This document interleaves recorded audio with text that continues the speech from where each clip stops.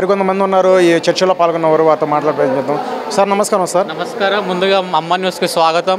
ఈరోజు సికింద్రాబాద్లోని వైష్ణవి ప్యాలెస్లో యాదవ సేవా సంఘం ఆధ్వర్యంలో అందరు యాదవ కులబలందరూ కలుసుకోవడం జరిగింది.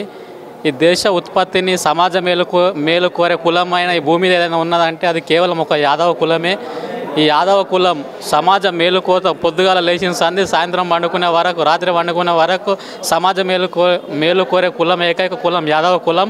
ఈ దేశ ఉత్పత్తిని అంటే ఈ సమాజానికి పాలనిస్తుంది. అగ్రికల్చర్లో చూసుకున్న 50% యాదవుల ఊర్రు, ఏ రంగం చూసుకున్న యాదవులే.